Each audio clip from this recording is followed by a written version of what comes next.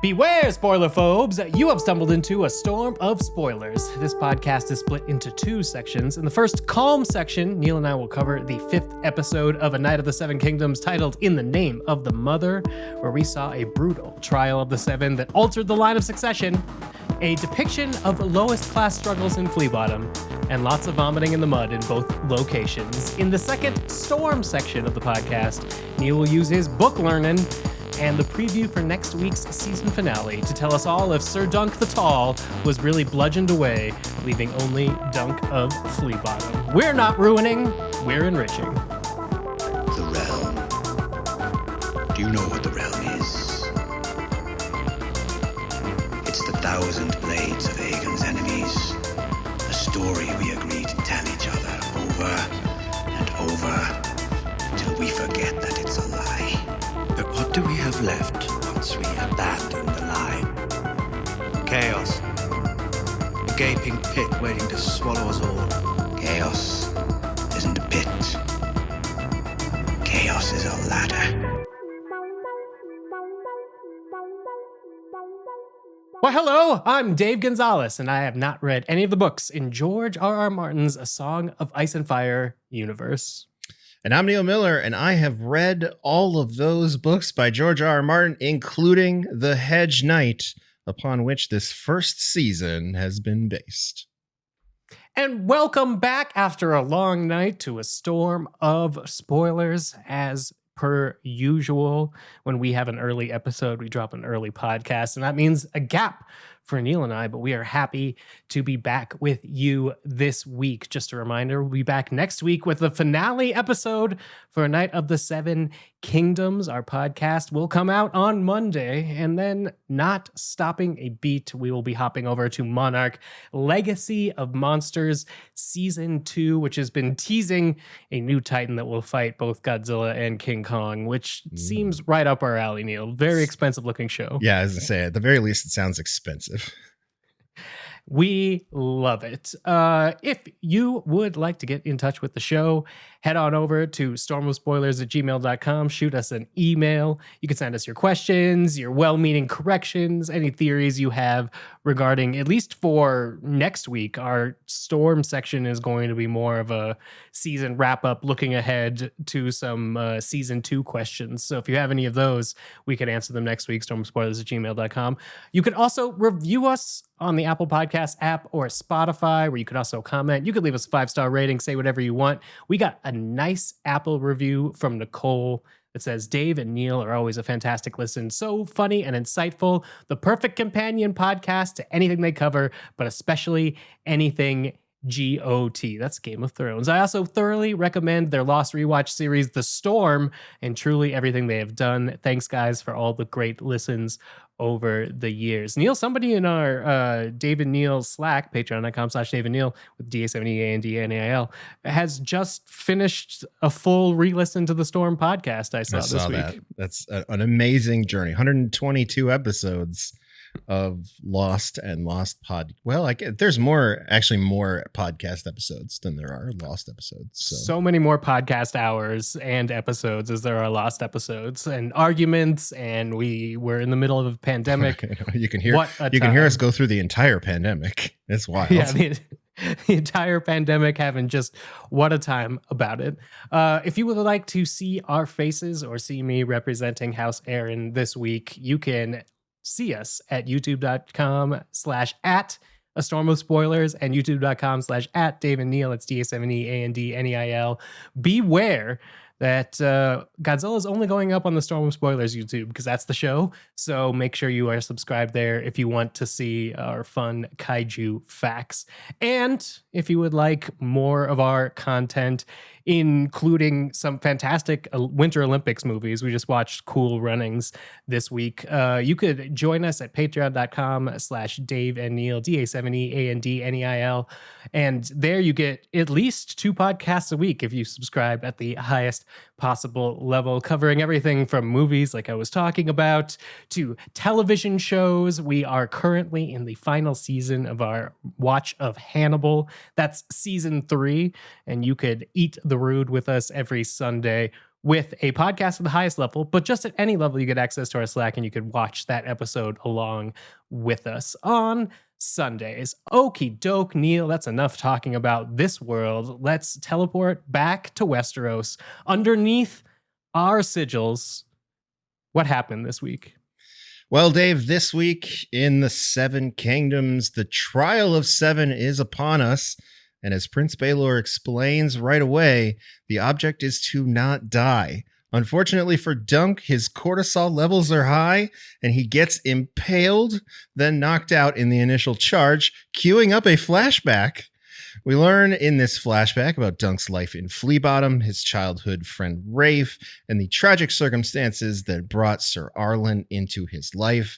And just when we're starting to wonder how Sir Arlen knows Dothraki, we are catapulted back to the present, where the fight between Dunk and Prince Aryan Bright Flame is getting nasty. Against all odds, and with the encouragement of his bald squire from the stands, Dunk prevails, albeit barely.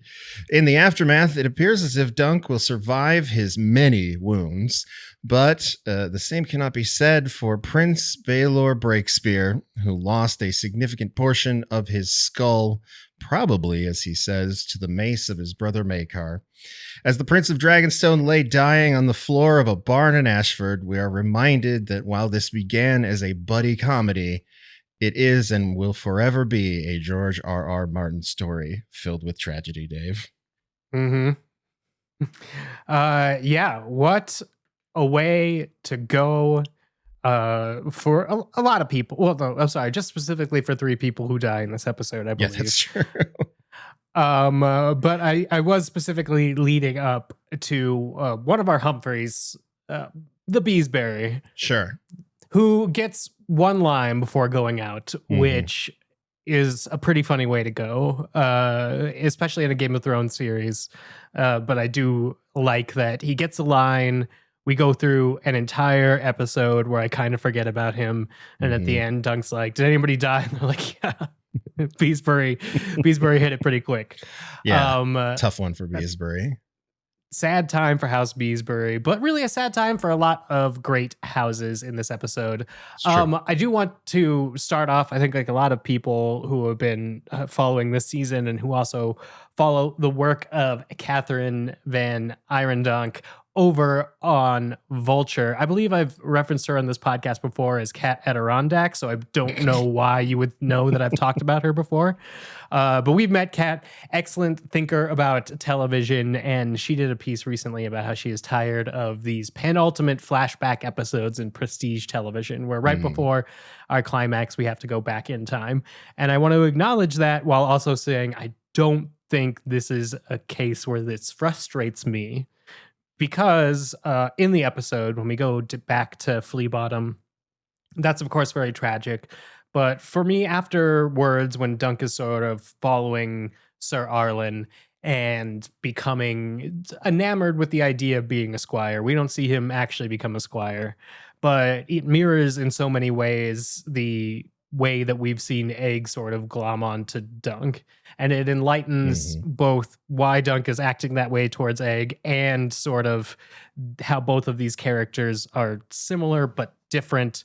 And in the world of a hero's journey, I think what I like a lot about this series as compared to the other Song of Ice and Fire series is this one allows the heroes to come from any status, or at least that's what it's telling us. If Egg and Dunk can both strive to be good people in this horrible world, even though one comes from the lowest of the low Flea Bottom and one is, you know, the 4th son of the 4th son and is going to be rich his entire life, but isn't necessarily going to have any power. The way that they visually mirror these two things really helps. So someday in the near future, i.e. next week, when I binge the entire series at once, I feel like it's really going to come together to put this pairing together. So the flashback really works for me.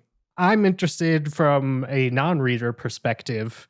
You did basically call how this episode was going to break down for the most part in last week's Storm. What gave you the hints and then what was sort of expanded upon based on what you were expecting? Well, I mean, that's perhaps the reason why it worked well for me, because I clocked it and I love being right. Uh, but, you know, we had been talking mostly in the storm, but a little bit in the calm about looking for the flashbacks and where the flashbacks were coming, because we saw some of these shots of what appeared to be young Dunk outside of King's Landing, you know, picking at the remains of what we assumed was going to be like the Battle of Redgrass Field, which it turns out to be. So we were kind of like trying to figure out where that was going to be. Was it going to be an entire episode? And then last week, as I was preparing for like what the battle was going to look like, and I was rereading, there were several instances. And what's nice is that the battle is fairly, as many things have been in this first season, authentically recreated from the book. And there were several moments where Dunk just gets knocked out in the fight, right? Like this first instance after the first charge where he gets impaled and then he gets like slammed with Arian's mace. That is very much happens in the book. And I was like, well, if you're going to cut to a flashback, that's where I would do it. And sure enough, I am in Ira Parker's walls. So I wasn't surprised. And I did see some, you know, in my social media timeline, some folks that thought that took the momentum out of the whole episode, but I disagree. I think that this is sort of exactly where you would want to put it, and this is the exact kind of padding that I would add to this story, knowing that they intend to do numerous seasons, a dozen seasons or so of this story, and they intend to give us what could end up being the entire lives of these characters. This is a really good spot to go back and give us some Dunk origin story. And I think, as you point out, is a really good place to mirror the similarities between Dunk and how he meets Sir Arlen, which is not in the books, and the way that Egg and Dunk meet.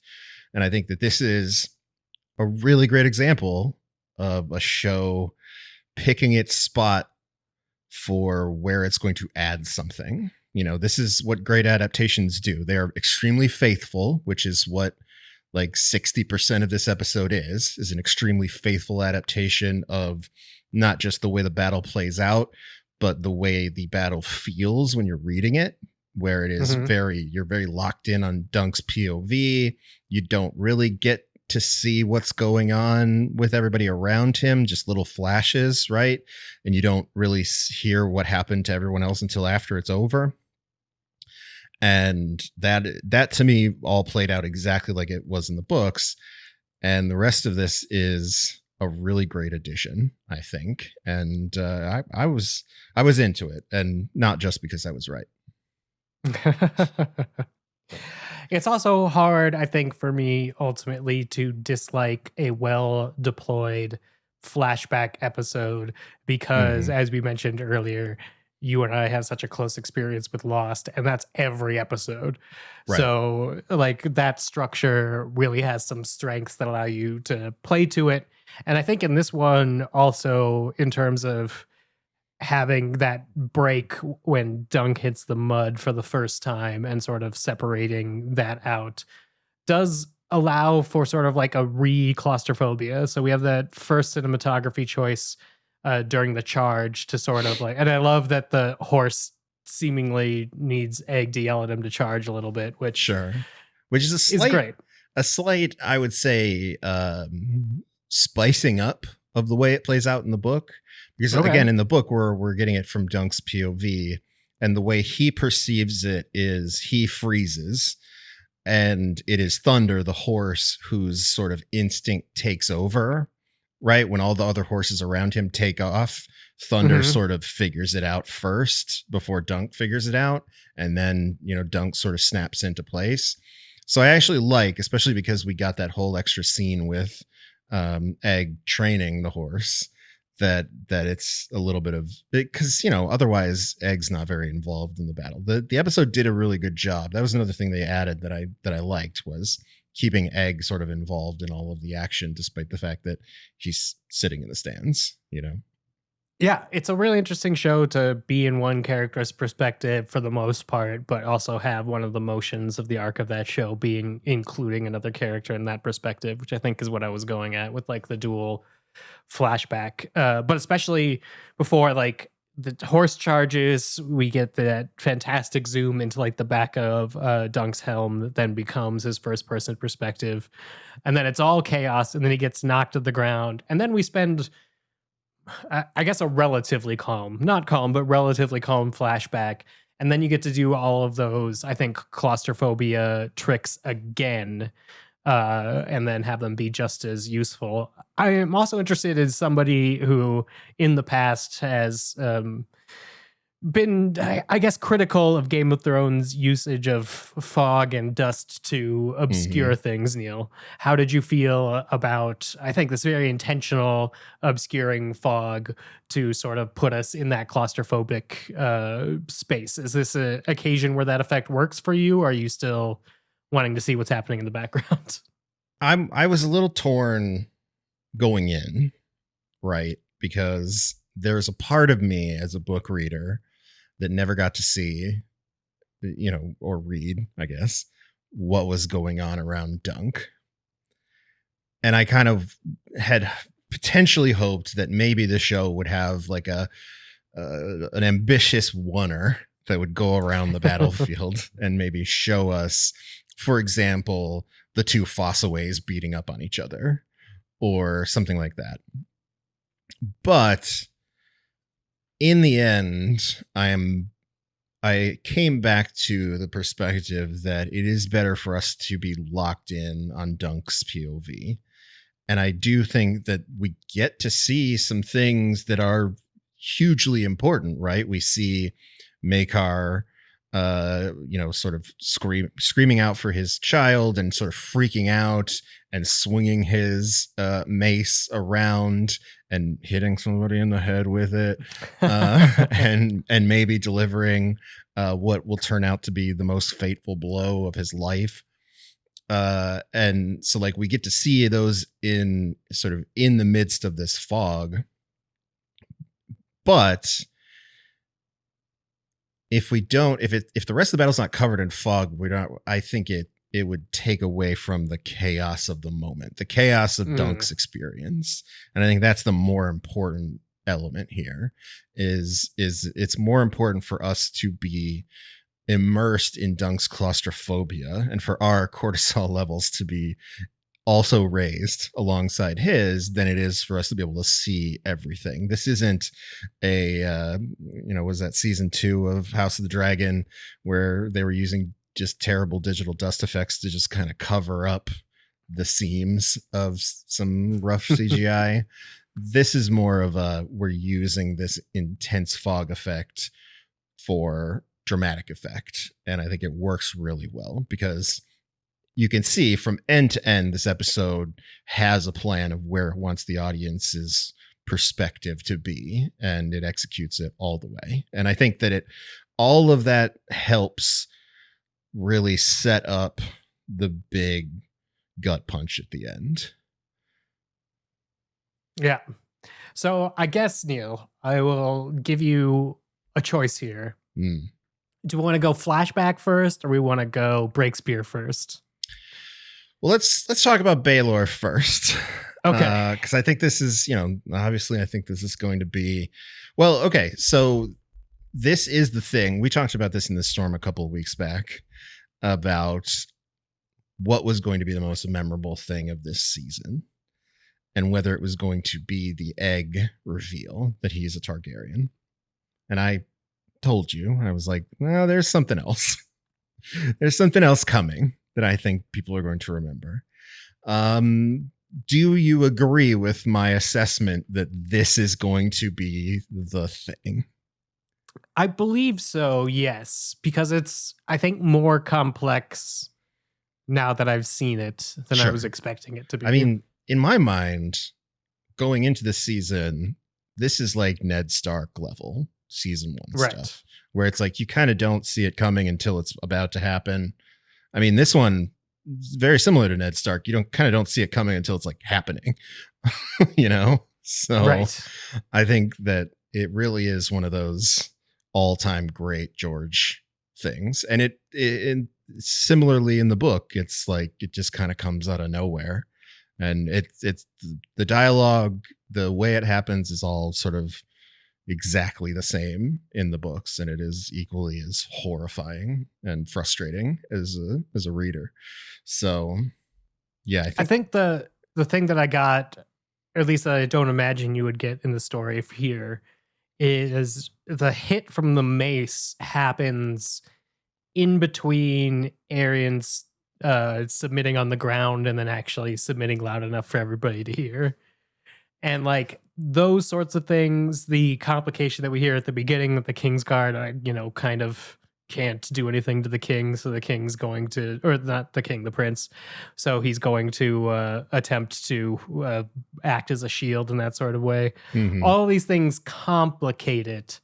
And then on top of the flashback, watching Dunk lose somebody who had his back in like a similar way, are all complications where I think everybody has like the right to feel guilty, but there's a lot of places to assign blame, and they could go all the way back to it's insane for you to basically, as I put it in the Storm last year, sacrifice yourself at a regional gymnastics competition. Sure. Because your brother's son can't, keep his hands to himself. Sure. Well, and to go back to Humphrey Beesbury, he kind of points it out before the battle starts. Like, this is an interesting gambit that Baelor is pulling off, where he knows that 3 of the 7 people on the other side can't attack him. And we know as the audience that Prince Darren, his drunk nephew, isn't going to attack him because he's going to be lying in the mud face down somewhere. And we also kind of know that Aerian's not going to go after him because Aerian is going to be singularly focused on Dunk and also probably not attacking his to-be king someday uncle. Mm-hmm. And and then like, are we kidding ourselves thinking that Fossaway is going to attack the crown prince? Like, no way. So like, there's only one dude who can take a swing at Baelor, and it's his own damn brother. So like, this is a real dangerous game that he is playing. And so like, there is, I think, a significant amount of blame that does go to Baelor, but he's doing it for the right reason, right? He's doing it for the more honorable reason, and he's standing up for what is truly right. And so we as the audience are, I think, going to land on his side. And I would say, as I've been kind of hinting at through a lot of our conversations, both in the calm and the storm, to a certain extent, I feel bad for Maekar. And I think the show wants us to feel a little bad for him too. We'll see how this plays out next week when we get to talking about what happened, when all these characters have to like debrief what happened. But even more importantly,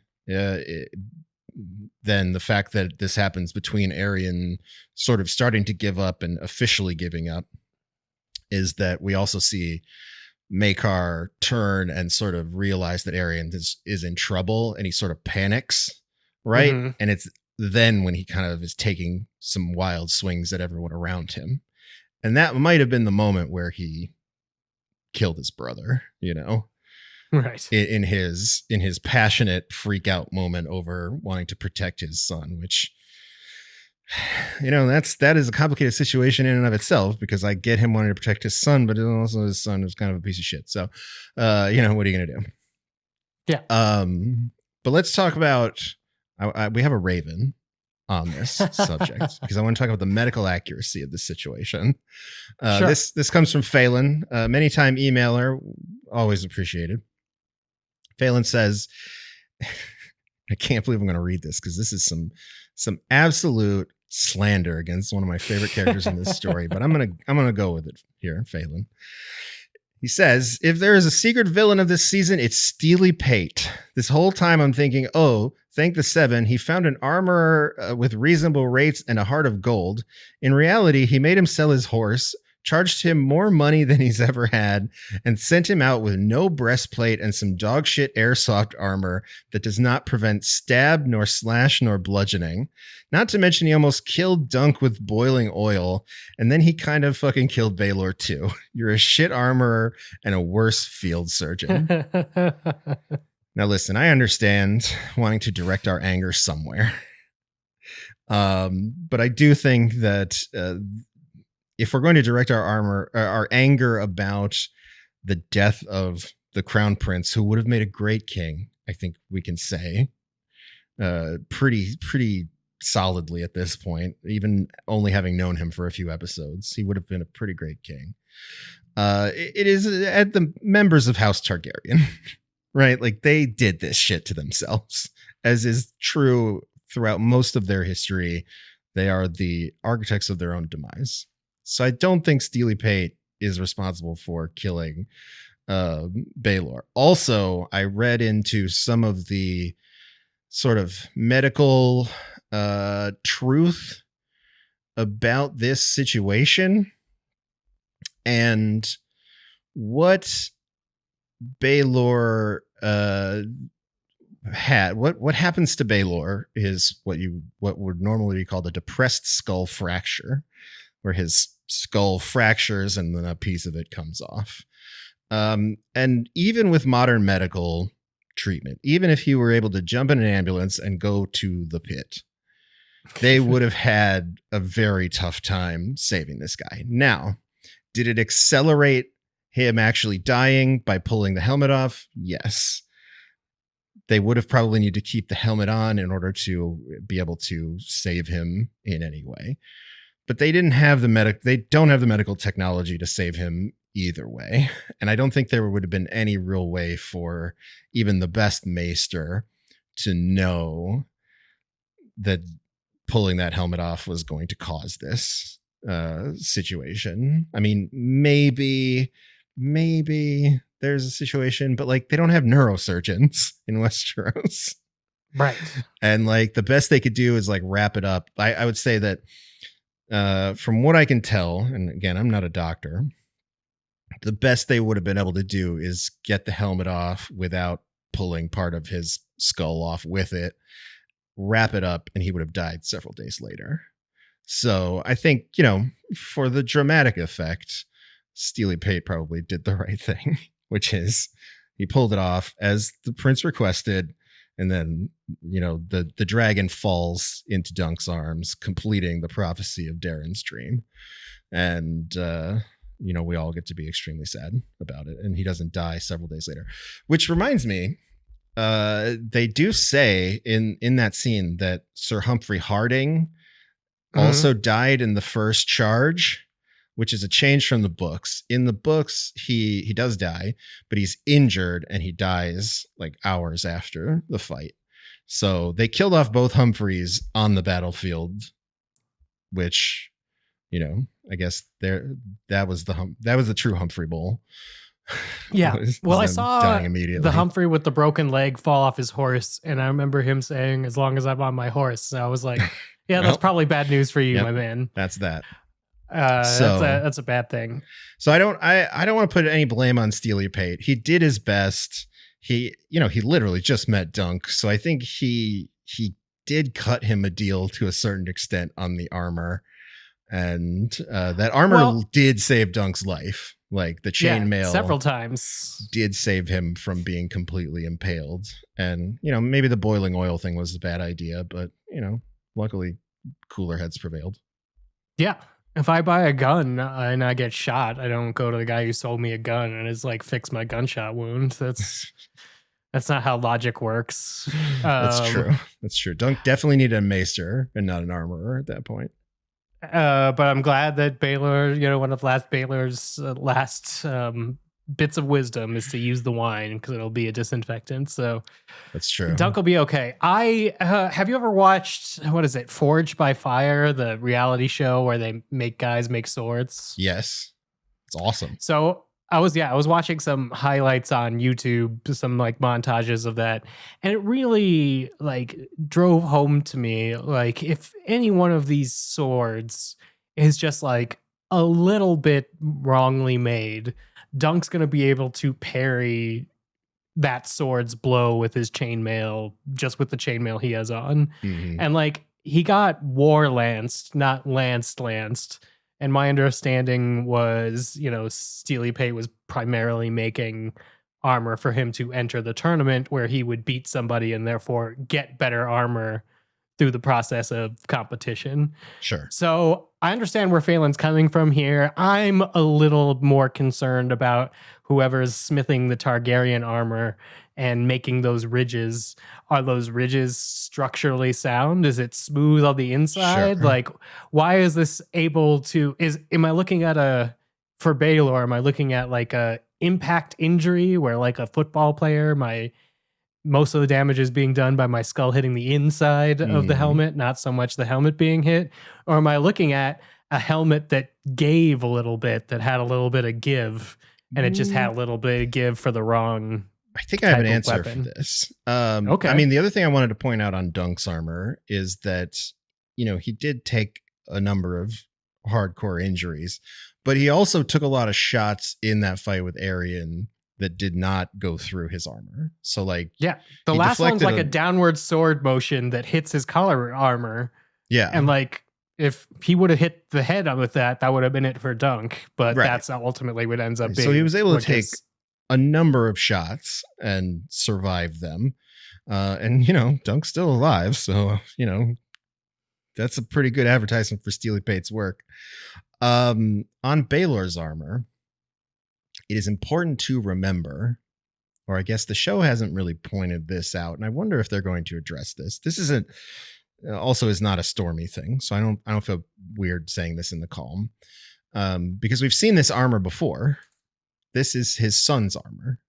This is Valar's armor. Oh, right. So it is described, if I recall correctly in the books, as being a little tight on Baelor. So that is one of the issues. I mean, obviously, It's not his Valar armor. doesn't have cheap armor, right? He's still a prince of the realm. He's still in the line of succession. He's still getting the good shit. So it's good armor. It's good, solid armor, but it is not armor that was made to fit Baelor perfectly, as Baelor's armor would have been if he had it with him. So the idea is that Baelor obviously was not planning on participating in any fights. And in order to do this, he borrowed his son's armor, and it was a little snug on him. And that may have contributed to the helmet being able to impact like that. And as Baelor mentions right here at the end of his life, his brother is very strong. Like, Yes.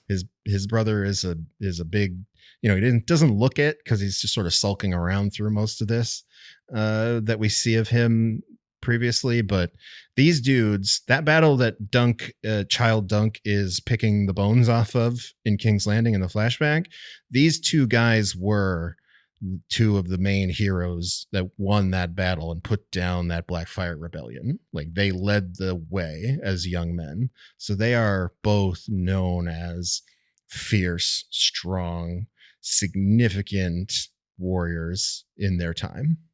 So like Maekar, he's not, even though he's the fourth son, he's not some like weak, he's not Darren, right? Right. I do like in this sort of like final battle sequence, Egg getting involved enough to sort of like be the one that echoes back Sir Arlen's like get up. Mm-hmm. That sort of allows that to ring through Dunk's head. I've read some reviews. I've watched some video reviews like by our pals over at Screen Crush.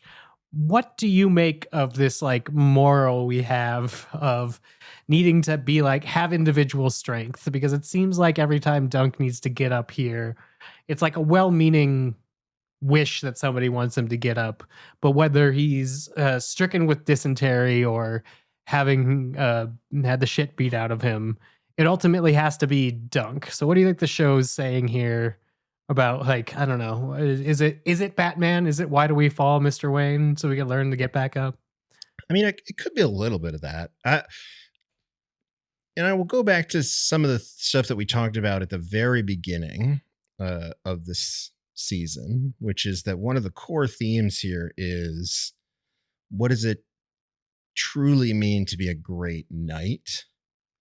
And what does it take to become a great knight, especially if you are not born into privilege, right? If you're not, because, Lionel Baratheon's a really great example. He's a privileged son of a great house.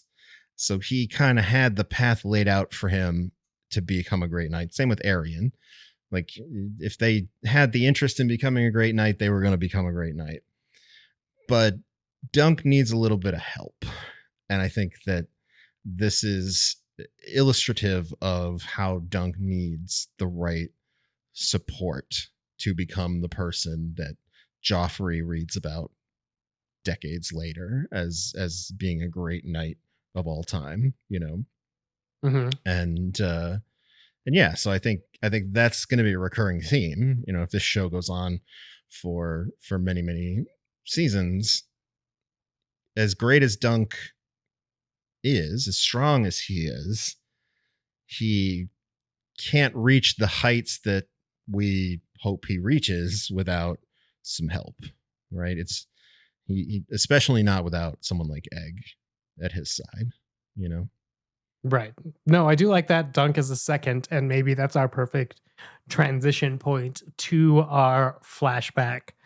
I get Rafe because she gets a character here, but my understanding from the notes and from some stuff Rafe says that doesn't really make any sense. There's a ferret and a pudding involved. Are these people? Are these pets? What can you tell me about what I was supposed to be taking from that? These are Dunk's friends, and they are referenced in the novellas, but they're not.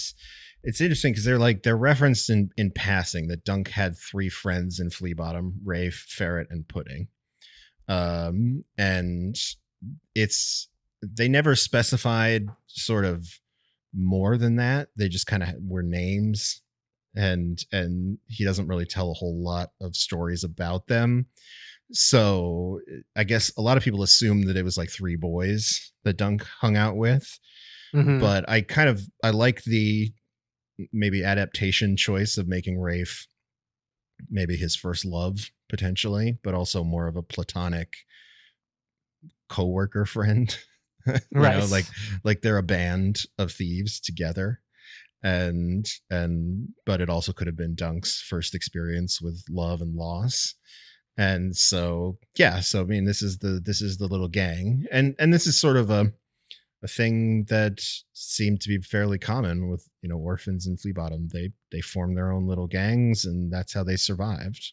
And bunch of Oliver twists. Yeah. I mean, I really like this as a little sort of vignette of showing us how these kids survived in Fleabottom, especially during this time, which is a time of relative peace, right? I mean, I think it's going to be how much directly after the Battle of Redgrass Field, which is my understanding is the end of that particular rebellion, but they're also like looting it at the beginning of the flashback, and the dude's still alive. So when you say like time of peace, you mean like there's 48 hours where everybody's a little bit safe? Well, I still think even though the Blackfyre Rebellion has just been put down, the rest of the kingdom is in a relative time of peace. Like this is a very specific rebellion that was struck up by the Targaryen bastard Daemon Blackfyre, who was one of King Aegon was he the 4th? The 3rd? He was one of the eggs. One of the shitty eggs along the way. The unworthy? Aegon the Unworthy. Yeah. Not Aegon, the one that we see in House of the Dragon. He comes after that guy. But and before Jon Snow. Obviously before Jon Snow, and obviously not the egg that we know in this story. But Aegon the Unworthy, who I believe is the uncle of Daeron, who is the current king in this time, had a couple of bastards, and one was Daemon, who is named directly after Daemon Targaryen, who is in House of the Dragon. That guy. And the reason why they take on the name Blackfyre, interestingly enough, is that Daemon Blackfyre has the sword Blackfyre, which we have seen in House of the Dragon. Aegon, Rhaenyra's half brother Aegon, has Blackfyre in that story. So, that's part of where they get their name. They've also got the banner which is the red dragon on, what is the red dragon on black?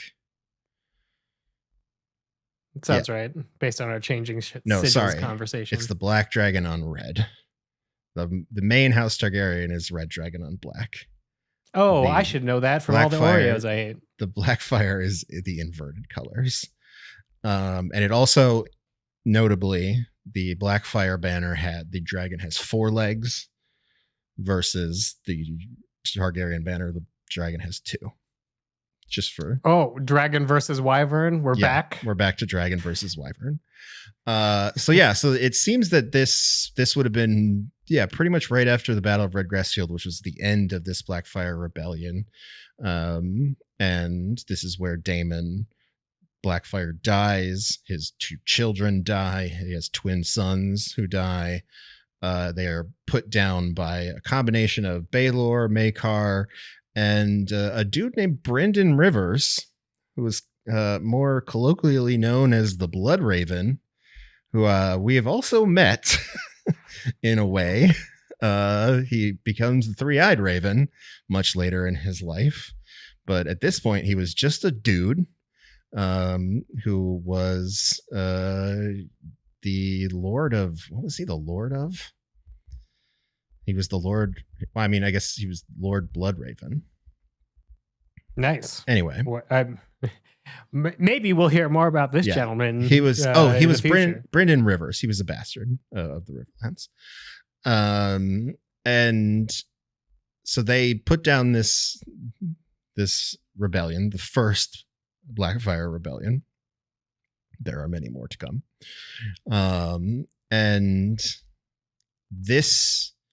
so this would have been pretty close after. I think, interestingly enough, the reason why Sir Arlen is there, we actually, I think the show has already told us that Sir Arlen's nephew, Roger of Pennytree, died in that battle. So that actually kind of explains why Sir Arlen is hitting the taverns pretty hard in King's Landing. Right, like it explains why he's there.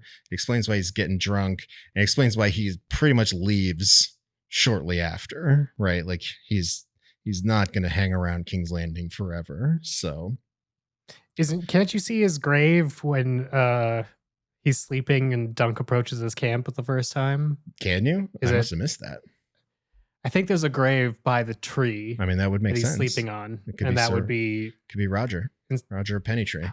R.I.P. Which again makes it seem like this is this is like the 48 hours after the battle. If they're like still finding live people, and if Sir Arlen's still drinking his woes away in victory, and defending people. I like this episode's name. We were talking about the different ways or the different parts of the Knight's Oath, and how it applies to the belief in the Seven. And obviously we have the mother, but we do have lots of references of mothers. There's Lionel's great "No man fights as hard as one neglected by his mother," which is also a great thing to be able to say to a guy who's going to be king someday. Sure. About like how his brothers are going to fight. This is probably the only situation where you could get away with saying something like that to a guy who's going to be king someday. He was crying for his mother. That's in the flashback. What if my mother comes back for me? That's Dunk's sort of like hope that he knows is hopeless in Flea Bottom. And then finally, in the name of the mother, let that boy be, which is Sir Arlen coming out. Just absolutely fuck it up 2 gold cloaks and then leaving. Yeah. Like what a way to be a knight. Because, as Dunk explained to us, I think in last week's episode, Sir Arlen wasn't a particularly religious man and may or may not have known much of the oath, right? Like that is a point of contention at this point, whether Sir Arlen even knew the oath to begin with to be able to knight Dunk if he did. So the fact that he was shouting in the name of the mother is kind of interesting, but he was a much younger man at that point, Sir Arlen. This was, I guess, somebody did the math on how old this, because in the books Dunk and Egg are much closer in age. Like Egg I think is like 12 and Dunk is like 19. Okay. But somebody did the math on this actor who plays young Dunk. What's his name? I had it pulled up. But they did the math on Bambertod is his name. But so the events of Redgrass Field takes place in 196 AC, which is 13 years before the tourney at Ashford Meadow. And they placed this actor who plays young Dunk as being sort of between 12 and 15, which would make adult Dunk about somewhere in like around 25, which means that the show, as we've kind of predicted, has aged him up by about 5 or 6 years here in season 1. Wait, maybe even older. Maybe Dunk was younger than that in the books. Yeah. So is that something that I'm gonna have to worry about for future seasons? Is not necessarily. Be like, I don't think so. Dunk gets a 40-year-old girlfriend. It's gonna be problematic. No, there's no age gap discourse in Westeros.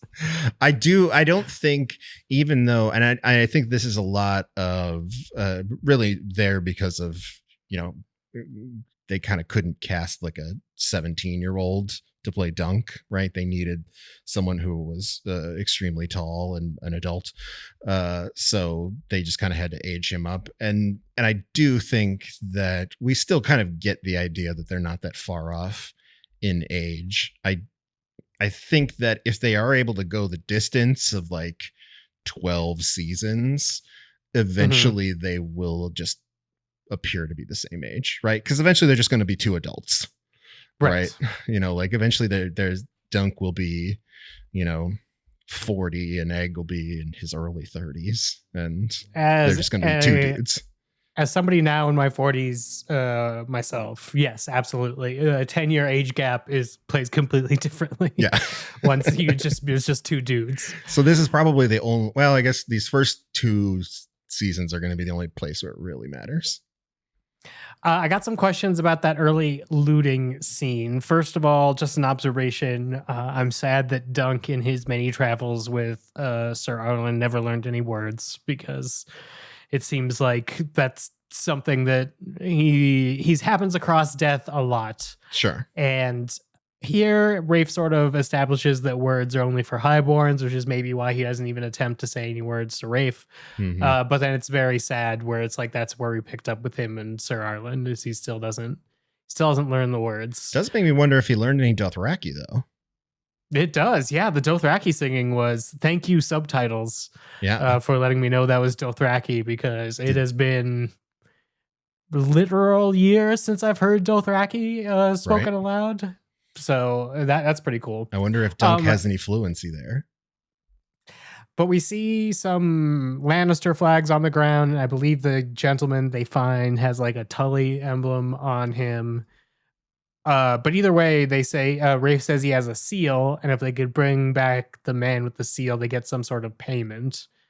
Is this you retrieve your lords from the battlefield and you get sort of like paid for bringing him back to whatever house he's supposed to be? Or is this a prisoner of war thing where you get paid off by the other side for bringing a live prisoner that they could ransom for something else? This is kind of a tough one, because this is kind of the first time I've encountered this, but my assumption would be that they would get like a finder's fee from the house that this guy belonged to, right? If he was like a Tully or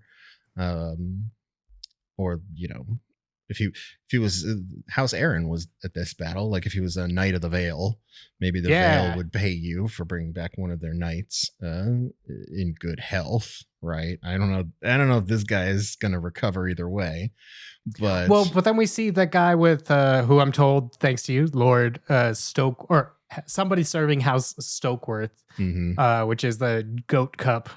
But he has a body like over his horse, like he's just bringing a body back. Sure. So that would be the other side of it, because Rafe and Dunk seem to kind of give up on bringing this guy back once he dies. So there's obviously two types of retrieval from the battlefield, and apparently money to be made Sure. in either way. Well, and you would imagine if it was somebody important to the house, right? Like like if it was like one of the first or second sons of the house that died in the battle, right? Like in this particular battle, on the side of the Blackfyres, there was House Osgrey, and several very notable sons of House Osgrey perished in the battle. Their house might want their bodies back to bury them in like the family crypt, or do whatever their local custom is with them. So maybe collecting their body and bringing them would be something they would pay for. But yeah, that was interesting. The House Stokeworth thing. The only way to know that that's House Stokeworth, because that is actually a modified version of the Stokeworth banner. And Stokeworth is a house that we've heard of one other time. You'll recall in Game of Thrones, when Bronn. Sir Bronn of Blackwater gets his bride. It is Lawless Stokeworth. And, So House Stokeworth is in the Crownlands. It's near King's Landing. But their banner was like a green banner with a lamb holding a goblet. And for this era, apparently they have changed it to a lamb sitting inside of a goblet on a black background. And the only way we know that is because they show a Stokeworth knight earlier in the tournament with a shield with that on it.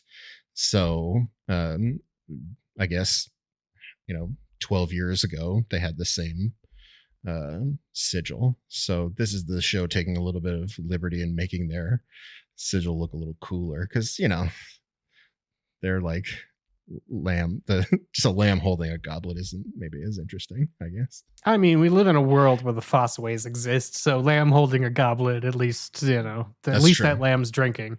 That's true. And then we go back, we get to see sort of Duncan Rafe, how things end for them. By Robin, some gold cloaks, ACAB especially in Westeros. But I also a guy named Alistair. We've met so many shit asses named Alistair in these stories. Alistair's partner also only has one hand. What are the circumstances under which you would cut off? Isn't it Alistair that only has one hand? Oh, is it Alistair that only has one hand? Yeah. Okay, that might be the same person then. So yes, Alistair only has one hand, which means he's not a great dude. We heard about this in series that you could remove a hand. Baylor said the last person who struck the royal blood had a hand removed. But apparently there's another reason this could be. Yeah, it also could have been if he stole something. He could have had there's probably a number of reasons why he could have had his hand removed, but it is also, I believe, a few folks have noted that his gold cloak uniform is looking a little rough. And if he were still a gold cloak, it would probably be a little bit cleaner. So we're just dealing with we're thinking ex-cops. Former gold cloak.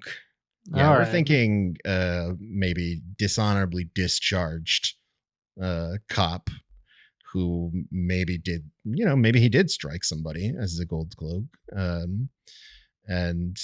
So he seems like the kind of guy who would have got his ass kicked out of the City Watch right? Like, I mean, that does mean that I don't have to ask how does Sir Arlen get away with beheading gold cloaks and then just Yeah. stumbling out of the city. that's another one. It's like there's a reason why nobody came looking for Sir Arlen after this, because those guys were, well, and there's a reason why those guys are like shaking down children, right? Like that's Right. not normally gold, even in Flea Bottom. That's like kind of below the gold cloaks. Well, I do appreciate anytime we get to spend some time in Flea Bottom from the perspective of people who actually live there. Mhm. It's kind of a rarity in the other Games of Thrones, obviously, because when we visited them, we're like, I don't know, going whoring in House of the Dragon or with Gendry in Game of Thrones, which is always a mixed bag. Sure. So I appreciate this. I do like this like hint at class, which I think has taken, or obviously the class struggle is always there, but does sort of take a backseat to a gigantic battle episode where we're shown like a very rare example where somebody is able to defeat a Targaryen in battle. So as I was just to loop back to the beginning, really appreciate the contrast this episode is able to pull off, and doing that, both making the attempt to be a good knight or a good squire in Egg's case, this sort of like living by honor, not just saying you're living by honor, can come from any sort of background in this world, Mhm. which I appreciate so much more. Not to knock George R. R. Martin, because I haven't read any of his books, but in terms of the TV show adaptations, the palace intrigue allows for some great complexity and some amazing performances by actors, but it does trick me into rooting for villains a lot. Mhm. And it's so nice to have a series where even if they do need people propping them up and they do need a Breakspear sacrifice, that we're dealing with two characters, at least so far, that are just trying to make the best out of their situation. Sure. And one's lowborn, one's highborn. I Well, love it. and I do think that you can really put the adaptations of George's work into two buckets now, pretty safely. There is the stuff that is adapted directly off of George's what I would call close to the ground stories, where Mhm. he is writing the POV of the characters, and he is, and this is the first 4 seasons of Game of Thrones and this series. And then you have the other stuff, which is more historical bullet point spectacle, right? Which is the last 3 seasons of Game of Thrones, which Weiss and Benioff had the bullet points, and they kind of had to fill in the big gaps. And seemingly the next season of House of the Dragon, if we're And starting all of with House the of Battle of the Dragon. Gullet. Okay. Right. And House of the Dragon is adapted from, Fire and Blood, which is just a historical almanac of the wars of the Targaryen dynasty. So, there are some small bits and pieces of individual story in there, but it's not as focused and it is not as on the ground level. It doesn't involve itself necessarily in the hero's journey quite like this stuff does. And I do think that you're starting to see, the very distinct difference between those two versions. And I think that, both have their benefits, right? Like I was seeing a lot of folks, obviously, over the last couple of weeks, dog on House of the Dragon, where they're like, Knight of the Seven Kingdoms is what I really want from Thrones. And I get that. But, then I think, later this year, we're going to see the Battle of the Gullet, which that is in Fire and Blood, and it is going to be sick as hell. So like I can't, there is stuff in Fire and Blood where George is going to a very spectacular, high level blockbuster, vibe that is unlike anything. Think about what happens to what Vagar does to what's his name, the prince, the little prince, right? The chomp chomp moment. Oh yeah. In season 2, like that stuff's still really good. It's just, it is a different pace. It is a different vibe than what we're getting from stuff like Dunk and Egg. And I think that what's nice about George's stories is that there's value in both. And I think that this, especially if Ira Parker really has more than just outlines of the 12 novellas that George wanted to make out of Dunk and Egg, this one could be the salve for the folks who are not into the big castle intrigue spectacle of a House of the Dragon, or like if they do Aegon's Conquest movie, it's going to be more like House of the Dragon. If they do a 10,000 ships show, it's going to be more like House of the Dragon. Those are big action focused shows. Dunk and Egg is very uniquely more like the first couple of seasons of Thrones. Well, we are going to talk about what's coming up in the future of Dunk and Egg, both next week and beyond. But we're going to do that in the storm. So I'm going to say, before we go, Neil, as a television watcher for this season 1 adaptation, what are your expectations for like this finale? I am assuming that we're going to spend all 31 minutes of next week trying to get Dunk and Egg back in a position where they feel okay hanging out with each other. Is there anything else that we need to do from a storytelling perspective, do you think? Dave, we've all got to talk about our feelings. 31 minutes of therapy after that episode. Everybody's going to therapy next week. Can't wait. If you also want to peek into what's happening next week and beyond, join us, won't you, in the storm. I am the storm, brother. The first storm and the last. And you're in my way. All right, we're back. Neil, I probably could have kept this Catelyn Stark Memorial Ironic Statement Award in the calm, but I do like it here. What's your pick this week? Well, unfortunately, it's Prince Baelor, who again would have made a great king. Be vigilant. Don't die. And there, he dies. He does.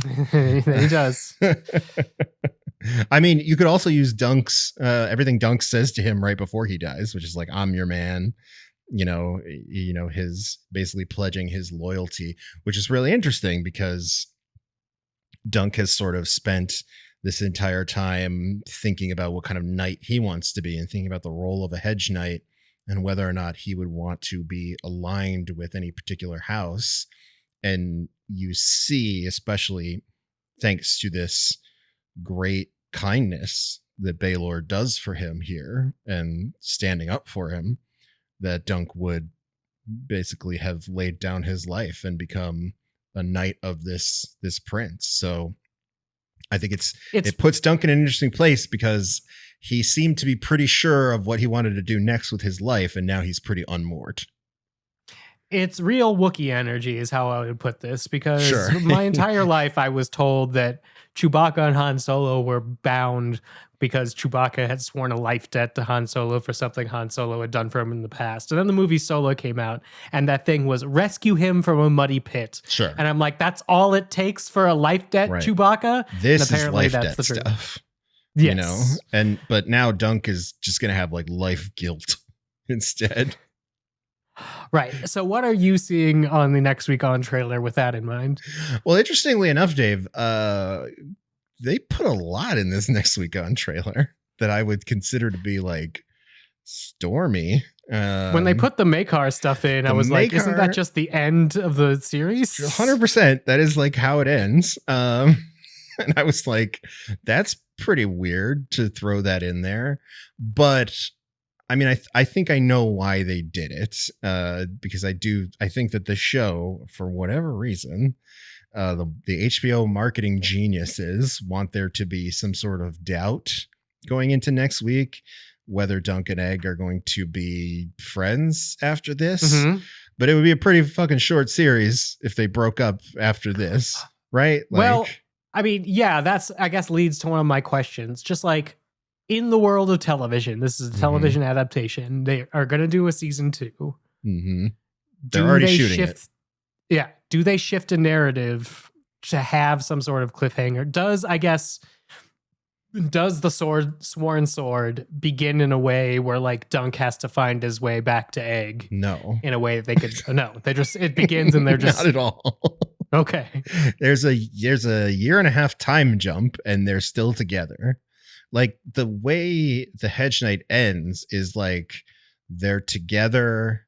Dunk accepts Egg as his squire again, but with some conditions, right? Maekar offers to let Egg stay on as Dunk's squire, but he wants him to come to Summerhall and do it there and be like a house knight. And Dunk is like, no, I want Egg to come on the road with me. And like, we're going to travel the countryside as a hedge knight and he's going to learn that way. Maekar's like, well, I don't love that idea, but you know, but my other sons are shit asses. My other sons are shit asses and the kids only got eyes for you. So fine. You know, and Dunk like agrees. All right. In a couple of years, we'll come back into the fold basically. And then the sword picks up a year and a half later and they're like out in the Reach doing shit. Oh, no. Okay. Out doing shit. Yeah. Well, and they end this story kind of heading for Dorne, looking for Tansel Too Tall. You know, because you know Dunk's still got a thing. And this story, the Hedge Knight. Yeah, the Hedge Knight sort of ends with them heading in the direction of Dorne. Nice. And you know they don't really find her just yet, but George has hinted that they will eventually hook up again. But you know, there's other lovely ladies for Dunk to meet along the way in these novellas. But you know, we'll get to them in future seasons. That 40-year-old one that we're all gonna cancel. I mean, yeah. But I do think that it is sort of essential, and a faithful way to adapt this story would be they are together at the end and they leave together at the end. It would be kind of weird and a bold choice for a show that has been extremely faithful all the way through these first 5 episodes for them to leave it on like a cliffhanger of like, are they going to be together? I think this is just like a in between episodes marketing gimmick that they're doing to make people be like, to make book readers think they might change it, and to make non-book readers think that, you know, oh my God, is this it for Dunk and Egg? And like not remembering that they've spent their entire press tour talking about how they want to make 12 seasons of this show. It's very hard to make 12 seasons of a show if they break up after the first one. So I think that, you know, it's all just sort of a ruse. But it is interesting that they put the Maekar stuff in the trailer. The other thing that I think is interesting, I mean, there's a moment in there where Valar speaks. That is a really interesting monologue directly from the book that is going to be gut-wrenching, right? Because he finally, you know, speaks and is very sad about his father. But I think, you know, it's good because we should maybe spend a little time with this person who is now next in line for the throne after the death of his father. So like, let's get to know Valar. The Lionel thing I think is new. Yeah, I was going to ask about that because that seems like another rebellion in brewing. Sure. Lionel seems to think. You know, yeah. The Baratheons are a defiant people, although, you know, from what we've seen of them in House of the Dragon, they went through a phase where they were very much, you know, loyalists. So I think it is interesting, and I do think it lays some groundwork. Lionel Baratheon, at least in the history that goes forward for Duncan the Tall, Lionel Baratheon is a very important person that sort of comes and goes in his life. And, fun. And I think a little Forrest Gump. Yeah, I mean, there is eventually, and this is not in the novellas, this is just like in history, right? I don't think it's in the novellas. I only reread the first one for this. I haven't done a reread of the second and third one just yet, so it's been a while. But there is a pretty famous trial by combat between Lionel and Dunk, like much later in life.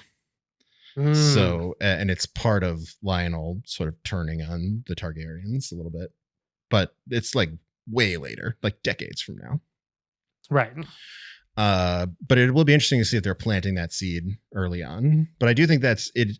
It'll be interesting to see who comes to Dunk to help him cure what is very obvious from this trailer is his very depressed state about this situation, right? Like everybody's going to be depressed about this Baelor thing, right? Valar is going to be depressed because obviously his dad just died and his dad was awesome.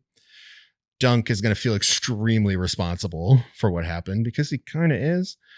I don't think Arion's going to feel very bad, but I think we might be done talking to Arion for a while.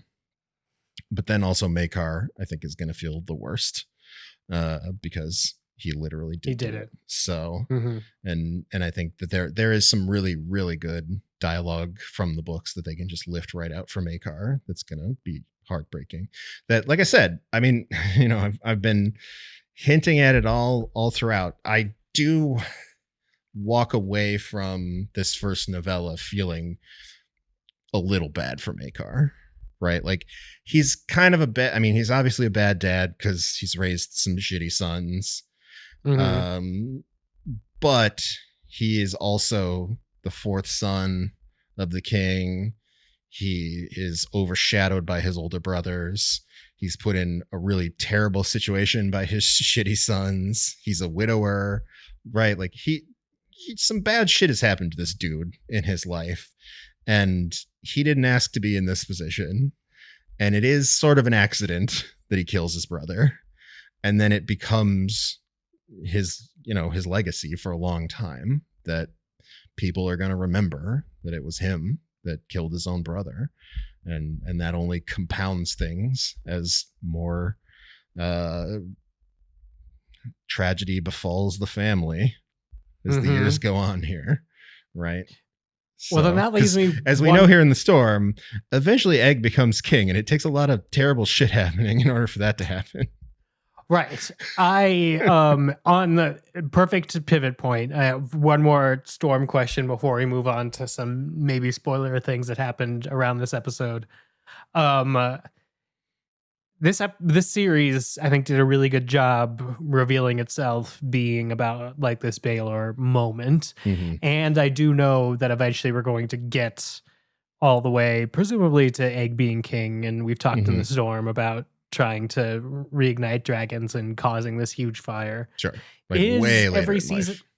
Is every season the episode going to be about another block taken out of the Jenga tower of Targaryen succession? Is that the background story of these novellas? Maybe. There are instances of tragedy that will happen that lead to Egg being king, but not all of them are like this. Like I'll give you one because we're going to spend some time with him next week.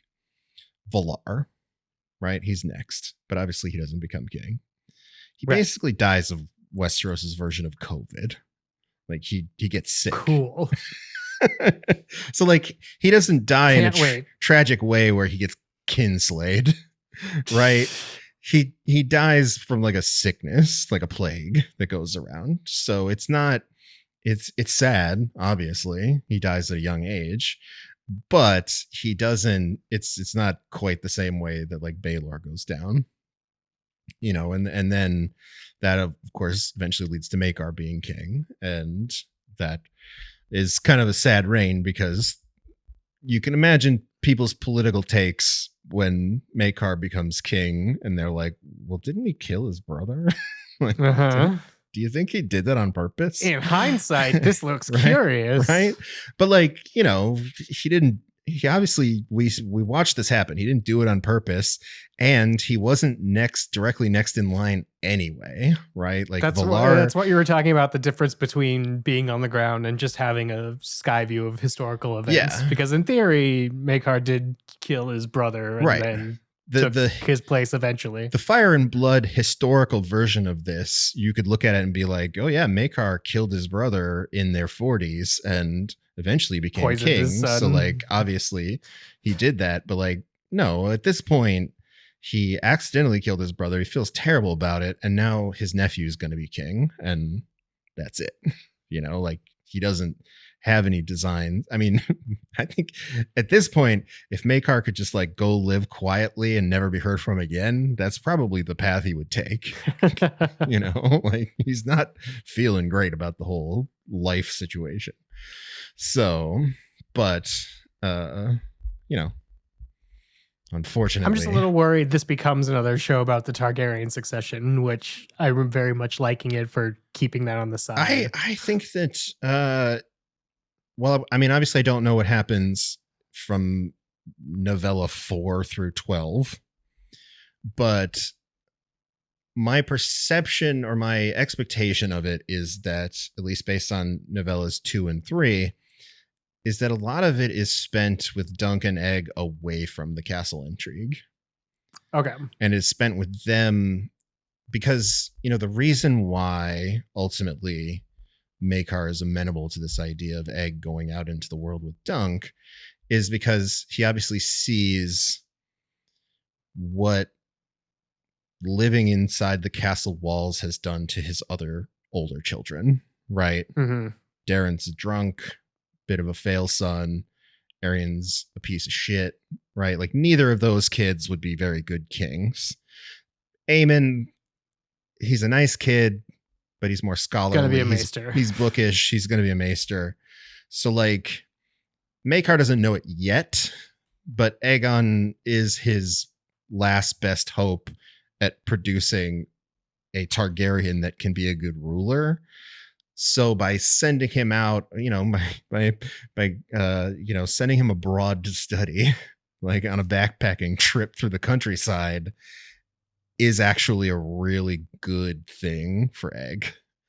And nice. it helps because it helps Egg bond with the small folk in a way that I think informs his rule later. Because as we discussed in the Storm, when we talked about the prophecy, there are people who will celebrate Egg's demise when he dies, but it won't necessarily be the small folk, because Egg turns out to be a pretty good king for the people and not such a good king for the lords, because he's a bit of a socialist. So I think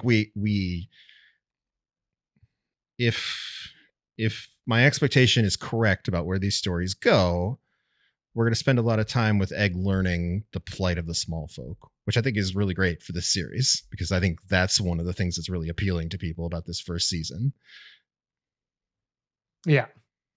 All right. Is there anything we need to talk about specifically about next week's episode before I talk about some maybe just Dunk and Egg spoilers by our fantastic actors?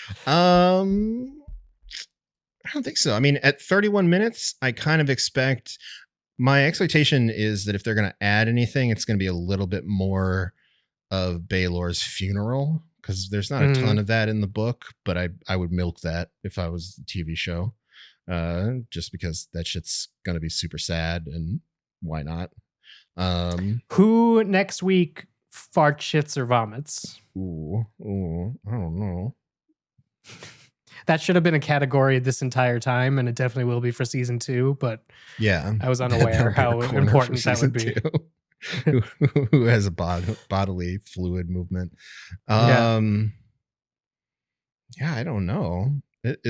My read is that the tone is going to be fairly somber, but maybe it'll be one of the horses again. Nice. I would say that all of the humans are going to be a little too sad to be farting or shitting. Arian can fart. Does the dragon fart? I'd be curious to see if Arian's even in the episode next week. Oh, nice. Because in the books, like, has to lay down for a little while. Dunk goes to talk to Maekar, and Maekar's like, I fucking shipped that little fucker off. He's nice. Gone. Like, he is out of there like the next morning. So I'm curious to see if we even talk to Arian again. But I guess he's been giving a really good performance, so maybe we get one more scene with Arian. We will have to keep an eye out for Arian. All right, Dexter, Soul, Ansel talking about some stuff.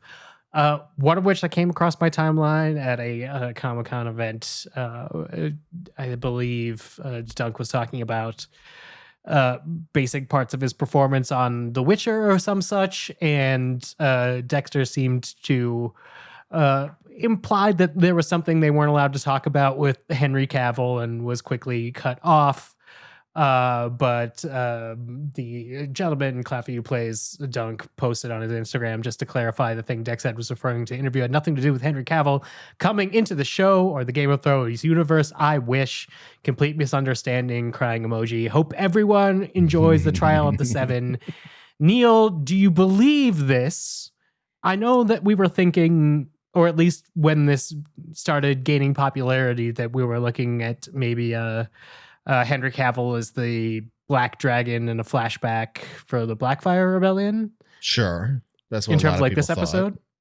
thought. But let's say that we believe the children in this case, and Henry Cavill is going to be in season 2 at some point. Who would you put Henry Cavill as? Here's the thing, though, Dave. I have to bring out my Citadel of Crazy Town hat for a minute on this stuff. Because, okay, so the first thing that happened, though, we should mention is that Dexter saw Ansel in an interview sort of let slip about the Summer Hall thing that George told him. Apparently, he said that George told him that Dunk survives, which would be a huge, I guess, change from what we know. For me, I was like, then that makes the prophecy from the fortune teller on this show apply to both what happened this week and what is eventually going to happen at Summer Hall, in theory. Sure, which is interesting and could be true, which if it's true, that is totally on George. Why would you tell a child that big of a spoiler? Like, have we not learned anything about actors? They're terrible at keeping secrets. Like, come on, man. Like, we watch adult actors in the MCU accidentally spoil shit all the time. How do you think this child was going to do? So at that point, I was like, all right, maybe George just got a little, friendly and gave the kid a spoiler and it slipped out. That's fine. And honestly, I don't even blame the kid for that. It happens. But then this Henry Cavill thing happened and the gears started turning for me, because this Henry Cavill thing is not something that organically has cropped up with Dunk and Egg. Mm-hmm. It goes back even further than that. This Henry Cavill thing is a very popular Reddit theory or Reddit fan casting that has kind of been circulating ever since they started talking about doing an Aegon's Conquest show, where fans have placed Henry Cavill, and I think this dovetails a lot with the decline in the quality of The Witcher, where they're like, well, The Witcher didn't go well. How can we get Henry Cavill back in a blonde wig with a sword and maybe resurrect? I don't know why people need Henry Cavill to do well. He's fine. He's building his little models for the what's the Warhammer? The Warhammer. He's building his little Warhammer models and building his PCs. He seems to be living a really great life. We don't need any sort of fantasy redemption for him, but they're really into this idea. And this has been around since they even started talking about the Aegon's Conquest thing, where it's like Henry Cavill would be a great Aegon the Conqueror. And that's where it started. And this is years ago. And this is where it started to click with me that, like, if I were either one of these two actors or someone in their circle who was a prankster and wanted to be a funny guy and wanted to have a little fun with my fun Game of Thrones show and get the fandom a little riled up over something that probably won't happen, might happen. You never know. HBO could cast Henry Cavill as a Targaryen or not. I don't know. And I wanted to do it in a way where we chose a vessel to do it that no one would get mad at. Because who is going to get mad at this child? if this turns out to be a prank. This is how I would do it. I would first concoct a massive spoiler, like Dunk survives Summerhall, right? Like something that is hugely consequential, that alters the lore of numerous things and sends people just spiraling onto the Wiki of Ice and Fire, and like keeps people, on the Free Folk subreddit up for days trying to figure out what that means. And then I would pick something really stupid that's been around for a while that people would half believe, like Henry Cavill's going to be in a flashback, because it sounds plausible and it's something that's kind of been in the ether for a while around the Westeros shows, but it could also just be complete nonsense. This is how I would do it. Like, This is the exact way I would pull that prank. So I am very much on the side of they are fucking with us so hard. And I applaud them, because if this is a prank and these two actors are just having a good time with the fandom that they knew would get super worked up about this is like a S tier prank. Like, amazing work. Because again, who's going to get mad at this child for doing this? Yeah. Like, if it turns out that he's just like straight up lying, or if it turns out that like somebody put him up to it, and like, I mean, I don't think George would do this, but maybe. I mean, here's the thing. George might be getting tired of us, is what I'm saying. And if anybody could pull this off, every it would be piece George. I read about George R. R. Martin, it's like he's tired of taking Winds of Winter questions. Yeah, he's never finished a book series, like all this stuff. And it's like, even if he told Dexter something, who knows if that's gonna be the thing if we get novella 12. Yeah, like, what if it's George just messing with everyone because he's mad at everyone over the Winds of Winter nonsense, which I would say is completely justified.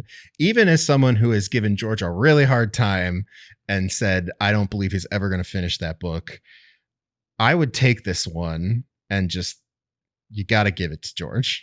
Like, if this is a prank that George is pulling on all of us, hats off to you, my friend, because this is an all-timer. I just think if it was just the Dunk Survive Summerhall thing, maybe that's the kid let a spoiler slip. But once the Henry Cavill thing came along, I was like, there's something weird about this. This feels like someone's messing with us. And I don't think either one of these things are necessarily true, or there's like a half truth in there somewhere. So until it's on screen, I don't believe any of it. I'll advocate both ways. When we thought Henry Cavill was coming to House of the Dragon because he left Witcher, it turned out he was attempting to come back to do Superman, and that was crushed.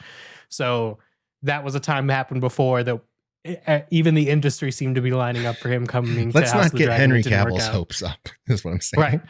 Well, but I will say on the second side, for like months, people were telling me Henry Cavill was a Wolverine in Deadpool and Wolverine. I'm like, that's bullshit. And I thought that was bullshit until I was in the theater and it happened. True. So it could go either way. Henry Cavill is a wily gentleman.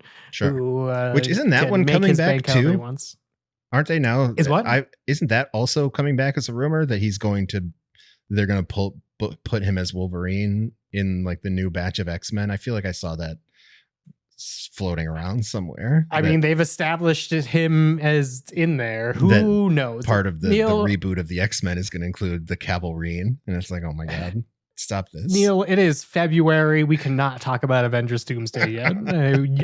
I'm going to respectfully ask we press pause for at least another month and a half. But then dinner's on. Sure. Is there anything else you want to talk about before we let people go just for a week this time? I don't think so. I think this is great. We're having a really good time with Dunk and Egg. I'm curious to see if they add anything, here to the way this story ends, but my guess is that they're going to be extremely faithful to the way the novella ends, which is a fairly soft landing.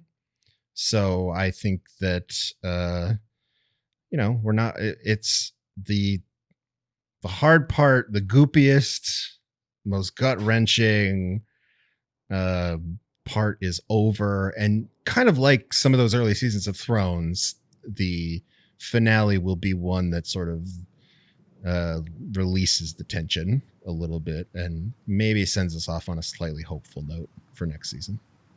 I hope so. But you can find out with Neil and I a week from today. Next Monday, we return to Westeros one more time for a Night of the Seven Kingdoms, episode 6, The Morrow. Till then, go out there, be excellent to each other, and just really think hard about where we're going to get our next fart, poop, or vomit.